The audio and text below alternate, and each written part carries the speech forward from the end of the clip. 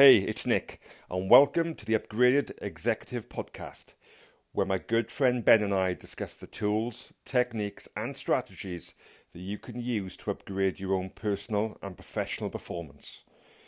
We have recorded the first 10 shows, and we will be releasing these over the coming weeks, so be sure to subscribe so that you don't miss out. In this episode, Ben and I are discussing how to deal with limiting beliefs. And this is going to be a deep dive into the conscious and subconscious mind. Hey Ben, how you doing? Yeah, hi Nick, I'm great. How are you? Yeah, very good, thank you. Very good today. So today we're talking about limiting beliefs and how we can overcome them. Sure. Do you want to maybe share some of your experiences and your journey around what you've done to try and change some of your beliefs? Sure. So I think on reflection, and I wouldn't say it was an epiphany, but I, through extensive reading, learnt about the subconscious and the conscious mind, and had an appreciation that perhaps my normal wasn't normal, and that probably was the case for 25 years. And I will caveat this with I've created my own life, which for all intents and purposes is an amazing life. If somebody's looking at my life, I've got all of the stuff that I really wanted in life. I'm married, I've got 2 wonderful kids, got a great house, I don't have any financial worries at all.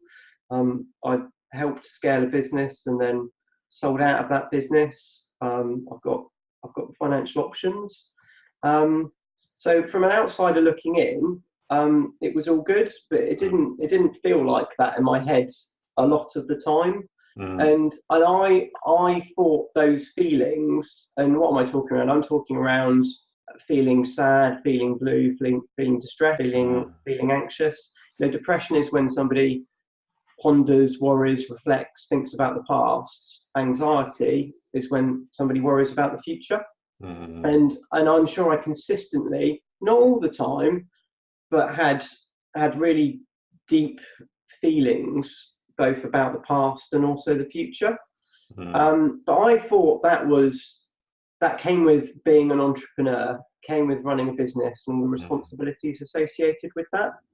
And it's been an interesting 12 months in terms of definitely having an emotional breakthrough and crashing to just appreciating, do you know what, that wasn't normal, and there's lots of strategies, and we're discussing all of the strategies that are practical that we've put in our lives and other people can as well. So in terms of the brain, I think it's mega interesting, and when I reflect on how I was thinking, how I was feeling and my behavior, a lot of it is hardwired. And I had read the chimp paradox, which is a really good read actually. Yeah, great book. And I'd recommend it. I don't think it really resonated when I read it about 3 years ago. It did for some of the stuff, just in terms of the wiring. But I don't think I was at a stage in my life where I was really ready to do anything with it. And I don't regret any of this stuff. I really don't. I think I would have made some decisions a lot earlier had I known about how my brain was wired.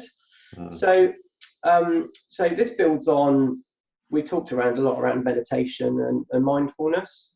So a child up to the age of 7 or 8 is at a alpha/theta brainwave frequency. And typically they're happy. They're not worrying about the past. They're not worrying about the future. They're present, and they're loving life. When a child gets to 7, 8 years old, they move to a beta brainwave frequency, which is where us as adults operate. So a child is like, their brain is like a sponge. They absorb everything that is around them from an environmental point of view, how people speak to them, how they're interacted with. And that forms the basis of memories and habits and behaviors in the subconscious. I mean, this was mega powerful when I fully appreciated this, because I'm thinking, why do I think like this? And why is that my go-to?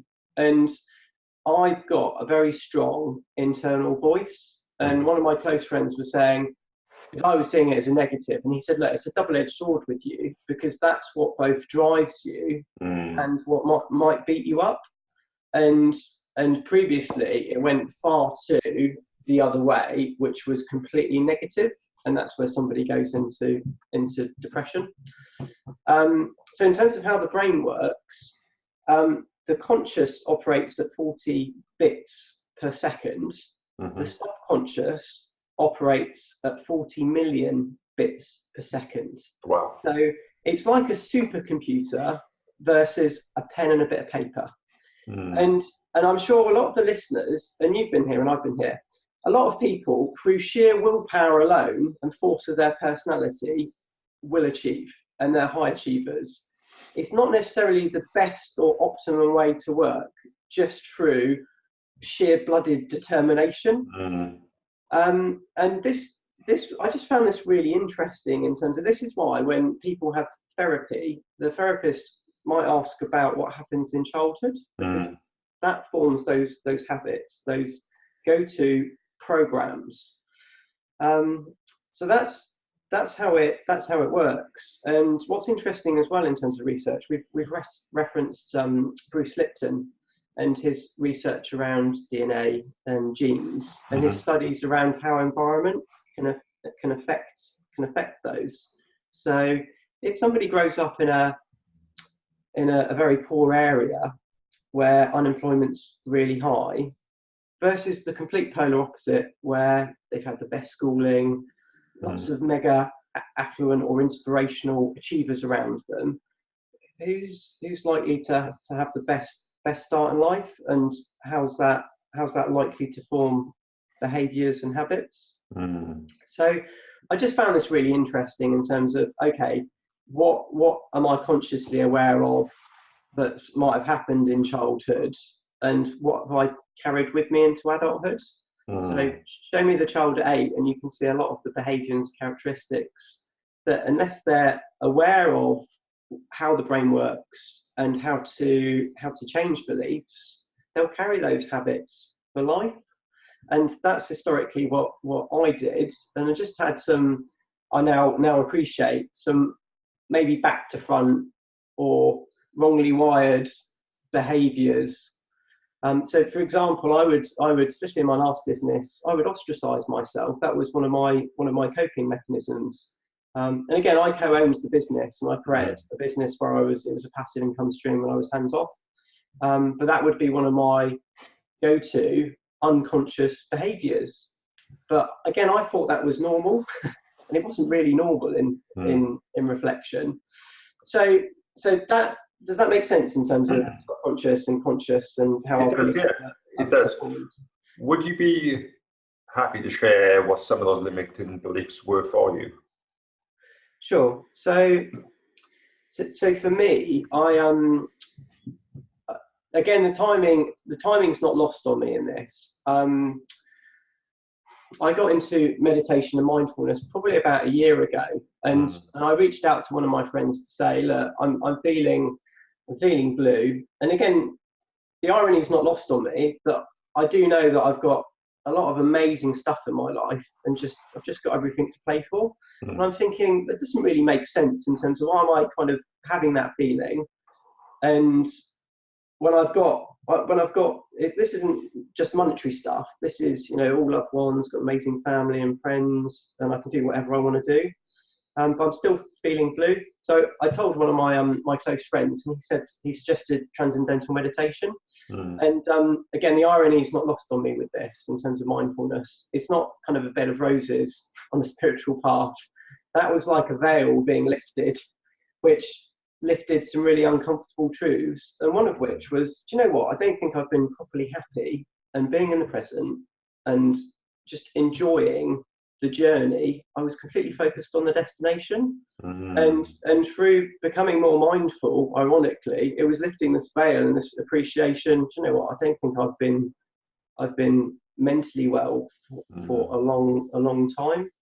And in terms of my internal voice, I'd set up, along with 3 other close school friends, just a sharing group. So we've called it Team Positive because everybody's going through their own stuff. And the timing was brilliant with this. So I remember reaching out to them probably 8-9 months ago, just to say, I've always had this internal voice, which I was describing before, and it's really powerful, but it turned really negative. So if you're asking in terms of what my subconscious thoughts were, it was, you're not worthy, you can't achieve anything. It was like having a coach in my head, but it was completely negative, and that's all they were saying. So when we talk around sleep and stress and energy, I was waking up between 2 and 4 in the morning, wired. My subconscious was just saying this to me, and it was just a vicious downward spiral. It really was. And I was layering a lot of the stuff that we're talking around and we advocate. But I was really struggling in terms of this, because it's for me, that was a hard wired belief. And I didn't know how to change that. And it just got worse and worse and worse. It was on a daily basis, continual. I had a similar experience with a very strong inner critic. Yeah. And there's no doubt it served me during my 20s and 30s because it gave me that drive and that ambition. But it sort of got to the point where it just wasn't serving me any longer. And it was the thing that had got me to where I am now. But I knew it wasn't the thing that was going to take me to where I want to get to next. Sure. Yeah. And I think that, people will have limiting beliefs in different ways. It could be something around not being worthy. It could be, whenever you get any internal chatter going, I can't. I can't do it. So that is without doubt a limiting belief. Or if you're in a position where you feel you're an imposter and you're going to get a tap on the shoulder any minute and told, no, everything you say is complete rubbish. No, you're out of the job or out of that role. So any time I think the listeners and viewers get either that very strong mental chatter where you feel as though you've got the good angel and the bad angel in this conversation going on in your mind that you're witnessing, or you get that sort of like strong feeling either in your chest or your gut that something's not quite right, and you get that sinking feeling, those for me are sort of like the classic signs around limiting beliefs. And I think the one thing that I see a lot with people is them going through what I call the competence curve. And the classic ones around public speaking. Sure. Where people say, no, I can't do public speaking. It's because they're petrified. Yeah. So they've activated their freeze, fight, or flight response. And the thought of doing it gives them that sinking feeling in their chest or their gut, and they feel sick. But it's really interesting that when they do the first one, they may not do a great job, but they get through it and they're very relieved. They do the second one and they get a bit better. And then the third one, they think, oh, actually, I'm not bad. And as the confidence grows, the competence grows, and therefore they get to a point where actually there's nothing, they know that nothing's going to go wrong. They're not going to get eaten by a lion, they're not going to get shouted by somebody, they're not going to get ostracized. I think it's a really interesting thing happens when people overcome their limiting beliefs, because things just become normal. Yeah. So there's maybe it'd be an appropriate time to talk around how somebody can rewire their belief system and install new beliefs. You touched on it there. The first one is doing something a number of times. So it's not necessarily the easiest way of doing it, but it's a great way, which is practically experiencing something and just keep on going. So learning something by rote 1,000 times and getting hit over the head with a spoon until one gets it right. So that's a way of doing it. Another way that I've done is wearing headphones, and if it's an affirmation that I'm wanting to install in terms of my subconscious, I'll go to sleep listening to that affirmation. So I might have recorded something that's personal to me, or found something on YouTube, for example. And it could be a one-liner, which is "I'm enough," or "I will succeed when I apply myself," whatever. So that's quite a good, easy way of doing it, which is falling to sleep listening to affirmations. There's other modalities in terms of working with the subconscious to change beliefs and or reduce stress. And when I was on my journey, I did a shed load of reading on this. I think I read 56, 57 books around the brain, around the conscious, the subconscious, listening to experts around the world and reading all their literature, all their research. And there's lots of different modalities. There's neural linguistic reprogramming, NLP, there's hypnotherapy, there's tapping. The one that really resonated with me is something called Psych-k. And the founder's called Rob Williams, and this has been around for about 25 years. And it's a way of working with the subconscious, like I said, to either help remove stress and or install and change beliefs. And the Psy and the K stands for psyche, and the K stands for key. So it's a key into the mind, and it at the very least it brings together both the left and the right hemispheres of the brain. But for me, it's been life changing, which is why I've qualified as a facilitator in it. And I've been testing myself for months in terms of removing situations that I don't want to think about, forgiving myself and others for situations that have occurred. And I don't know if you've seen the Lego movie where they go into Emmett's brain. So Emmett's supposed to be a master builder, and they're expecting to go into his brain and it just be prolific with instructions. My head kind of feels like Emmett's head now, which is just this void of nothingness. And there's a real lightness to that feeling. Whereas before, and I will caveat this, I think a lot of people carry negative thinking or behaviours that they're not aware of that aren't best served for them. So now my head just feels really clear. It's just a great feeling not to be thinking about stuff that doesn't serve me, as well as installing new beliefs. So using this technique, I mean, I've been testing it for me so I can see it works and being the showcase for this stuff. So as well as all the biohacking stuff that we're advocating for, this has been really helpful for me, because a lot of people know best practice and what they need to do, but there's some wiring that's holding them back from doing it. And there's also something that you spoke about earlier called secondary gains, which might be an emotional trigger. So I used to love eating ice cream, for example, and I'd do a tub. It wouldn't be one or two mouthful tub, but there'd normally be a trigger for that. And I found in terms of going through this, it doesn't. I don't find it a control anymore, and it's easy just to enjoy something and just to have a mouthful or two mouthfuls, but not to be, I have to eat the whole thing.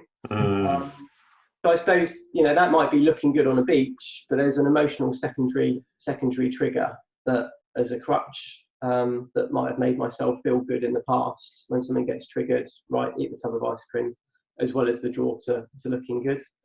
In terms of tests, so because I can do this on myself in terms of installing new beliefs. Done a lot in terms of, I find it fun and easy to follow a juice cleanse for 21 days. So that's a raw vegetable based diet using a blender, and it's been fun and easy to follow, and stripped fat doing that like you wouldn't believe. I did a balance on getting over my fear of heights, and a week after I did the balance about removing my fear of heights, I jumped off a 25-foot ledge into a rock pool when myself and my close friends went gorge walking. And I never in a million years would have done that previously. And I was at the top of a ladder on the apple tree in my garden. And I'd actually stepped onto the tree and thinking, do you know what? A month ago, there's no way I would have got to the top of the ladder. I'd be shaking. There's no way I would have got on the tree. Another one was, I find it fun and easy to run 3 miles a day. And ordinarily when I'd be running round, my subconscious would be saying, give up, do it tomorrow. It's fine. But now I'm hearing is fun and easy. It's fun and easy. So it just the important thing is to put action steps around the new belief statement. But when you bring those two together, it's mega powerful. So how is Psych-k different from some of the other modalities? And I know we've spoken a lot around mindfulness and meditation. We've spoken about flotation tanks. We've spoken about heart rate variability training on previous episodes when we were talking about stress. So these things are all good foundational type things. But how does Psych-k rewire your subconscious? Are there particular actions or things you have to do every day? I know you mentioned the affirmation at night, but is there something even small the listeners or viewers could do to try and themselves change their subconscious, or would they have to work with a facilitator? Yeah, they'd have to work with a facilitator. And I really liked it as a modality. I mean, some of the ones that you've mentioned, they're really good for calming the mind, and meditation increases the brainwave frequency, which is great. But a lot of those weren't dealing with my installed subconscious beliefs. So that's why, one, I really appreciate it as a modality for doing that. So all the biohacking stuff is brilliant, and somebody can do all of that stuff and they'll get a huge uplift. For me, I found some of the stuff difficult because my wiring was just wrong and negative. So I saw that I had to do it in conjunction to be the best version of myself. And I really liked it because the power isn't with the facilitator, the power is within me to change. And the facilitator through muscle testing is helping to appreciate that and change my belief. And it's quick. It's not a hack. It's not a cheat. It's not a shortcut, but it's quick. So we call it a balance in Psych-k. So I could change a belief with somebody in around 10 minutes. And once the new belief's installed, it's installed. And the way that a facilitator does that is through muscle testing with the other person, and then installs the new belief. So I really liked it because it's quick and the power is with me, not the facilitator. And I wasn't skeptical because I did a huge amount of reading around this in terms of quantum physics, how we're made up of mostly energy. I was really into mindfulness and meditation, and it all fitted in terms of it made sense. But mostly I was interested in the outcomes. I don't really care about the process or the approach. Just show me something that works, that gives me the outcomes that I'm wanting to have. And that's what did it for me. So I paid for a number of sessions initially, and then I went on to become a facilitator, trained facilitator, so I could do it myself and with others. So I can change my own beliefs really quickly now. So if I need to de-stress about a situation, I can do that. I want to change a belief, I can also do that, and it's really quick. But it's the outcome that I'm interested in with this. That does sound incredible, Ben. I think it's life-changing. I genuinely do.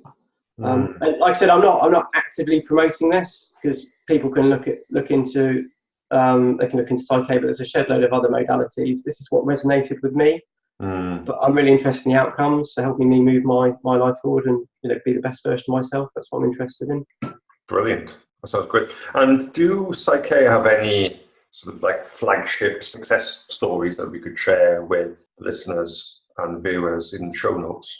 Yeah, I think I'll list some websites, and there'll be various case studies of what changes have manifested with people. And I think it's one of these things that some of the audience are going to think, wow, well, some of them will be highly skeptical. How can you possibly do this in 10 minutes? I think some would be thinking it sounds a bit woo. And that we always joke about not trying to be too woo, but if we think about things like acupuncture, that's now seen to be a very valid mode of treating various things. We've got no idea why it works, but it just works. I think it's something to do with energy and the energy meridians in the body. Things like mindfulness and meditation. It's popular because people feel the benefits, and as we mentioned before, 80% of the people that Tim Ferriss interviewed in Tools of Titans, his book, 80% have some kind of meditation or mindfulness practice. this. So these things start off being a bit out there, a bit woo, but they then start to be accepted not only by science but also by society too. I completely agree. And we were speaking offline earlier that I don't think either of us would have looked at meditation 5 years ago. No. Because it's woo-woo. You need to be sat in a lotus position on a hill somewhere. But it's not about that at all. So I just, this stuff's really interesting, but from my personal perspective, is it moving my life forward in the way that I want it to move forward to? So I'm just speaking from personal experience and people that I work with, and the outcomes that I've had that make a positive, and how I'm feeling, which is being in the present, loving life, just everything's great. So that's what I'm interested in terms of the outcome and feeling like that. No, absolutely, and I think many of the audience would love to remove some of their limiting beliefs and be able to operate in a different way. So Ben, if somebody wanted to go through the process of removing some of their limiting beliefs using a modality like Psych-k, how many sessions would they need to, say, book with you to go through that process, or is it depending on what's holding them back? It's a good question. I'd like to say one session, up to an hour. And what are the key 2 or 3 beliefs that somebody would like to reframe and change, or what stressful situation would they like to have a distance from? But I like to work with people with one session so they have the most bang for their buck and the largest outcomes, because that's what they're paying for. They're paying for an outcome.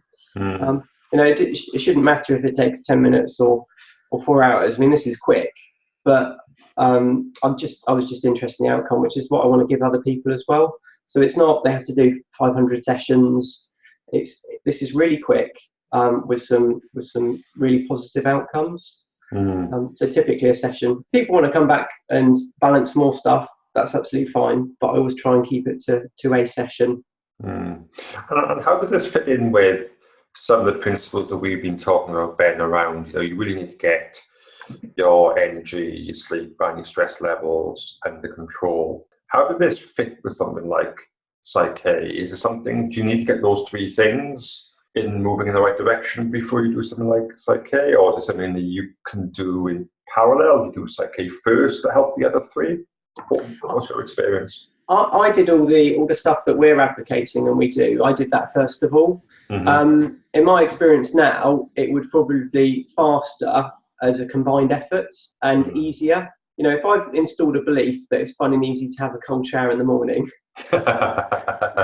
great. If I've installed a belief that I go to bed at 10:30, I have a great night's sleep, and I wake up at 5, it's so much easier. So I would start off with all the stuff that we're advocating, and if any of it resonates, then I would make those tweaks or changes in my own life. If somebody is interested and they feel like they've got something that's holding them back when they know the answer, but there is something holding them back from a belief, or there's a behaviour that they think, where has that come from? Why am I doing that? And I don't want to do that anymore. That's where I would say it's worth looking at different modalities. The one like I said, I'm an advocate for is Psych-k, but there's lots out there. And then maybe spending some time and having a session to see on an outcome basis if it does it for that person. Well, I can definitely say that I would love to book a session with you so we can try and remove some of my limiting beliefs that are probably still lurking around there. It's a date. Brilliant. But if I'm going to play devil's advocate for a second, what would your response be to anybody in the audience that would say, well, isn't this just positive mental attitude? See, I think from my research, my reading, my experience, that resides in the conscious. And I can try and be as positive as I want, but if I've got a belief that is negative or something that I don't want to happen, and that's ingrained in my subconscious, it's really difficult for my conscious brain to win over my subconscious brain. Like I said, I know there's lots of successful people, you're in this, I'm in this, that through sheer dogged determinedness and willpower, they got to where they got to, but they might be putting up with some stuff and tolerating it. Yeah. And sometimes, and that's happened in my case, my conscious has been overpowered by my subconscious because it's so much more powerful. So I'm all for PMA, I'm all for affirmations, but I think there's only so far that they'll get a person. And if their subconscious is wired in a way that doesn't work with whatever they're wanting to achieve, it will probably overpower those conscious thoughts. That's a great answer.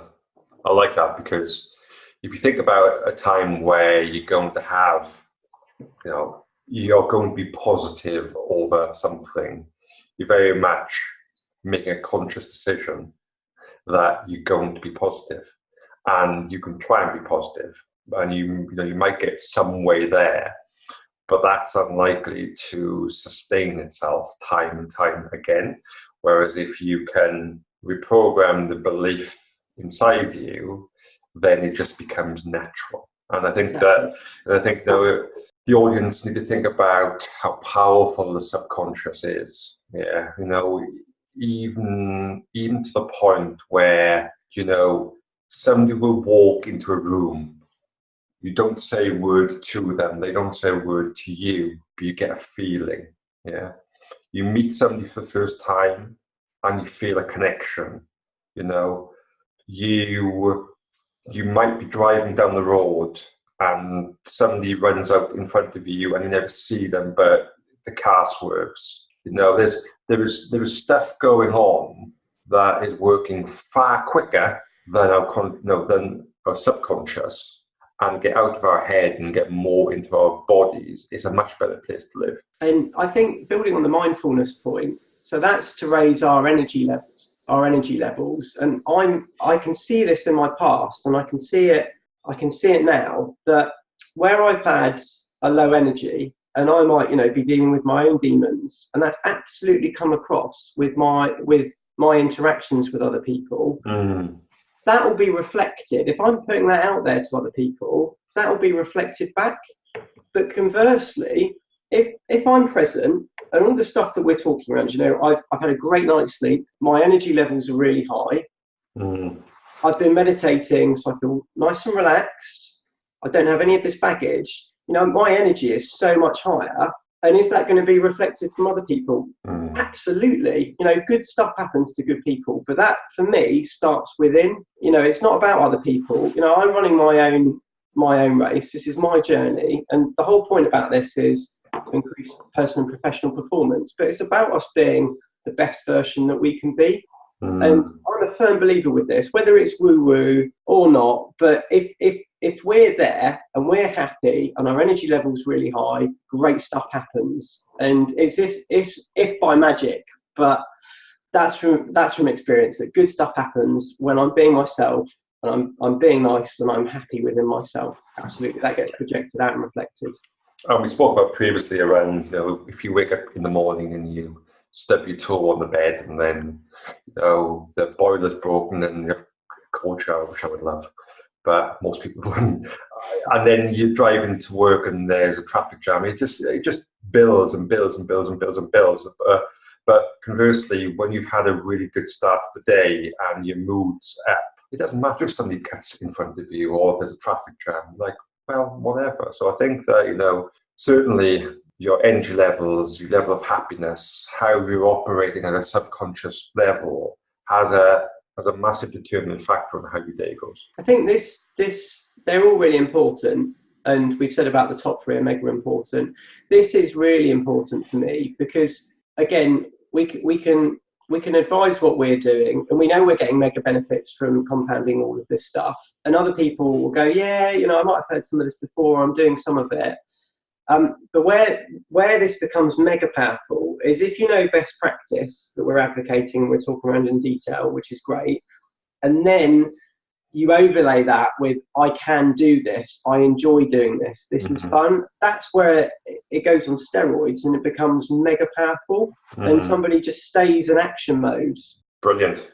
And I think that, and just to sort of round up the conversation, Ben, I think that if the audience is still thinking, well, this still sounds a bit woo-woo, it's not for me, I think the thing I'd say to them is that through the course of these 10 episodes, there are going to be things here that are going to give you tremendous results.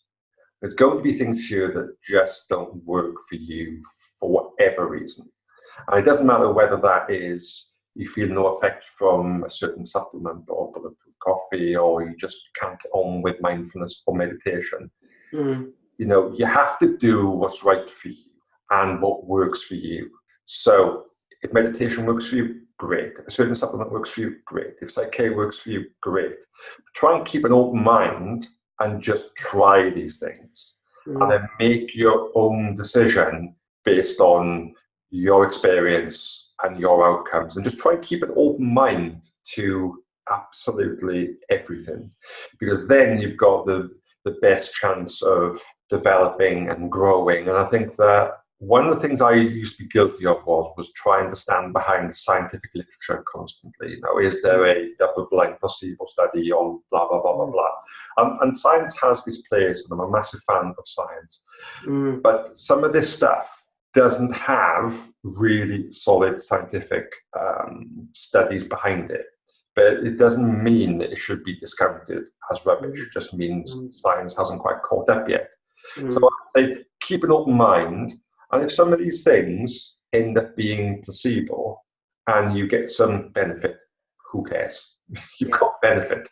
So I just wanted to close off with that things. I think it's really important that we all keep an open mind. Yeah, I completely agree. Also, I would say, I think this session is really important because personally, I've done lots of other things in my life to move my life forward that aren't taught at school because they resonated with me. I'd never worked on my head.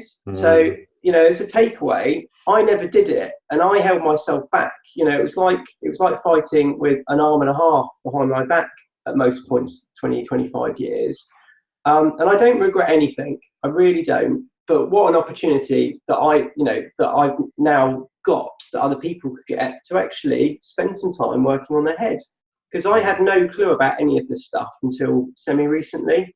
So yeah, whether somebody is into this or thinks it will be, that's fine. But in terms of being conscious around how the brain works and what they can do to be the best version of themselves, I never spent any time on that before until recently. So that's what I would advise people to look at. And if that's the only thing they take away in terms of just being aware of the conscious and the subconscious, then that's amazing. So.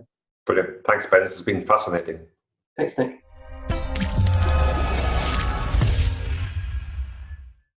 Thank you for listening, and we hope that you enjoyed the show.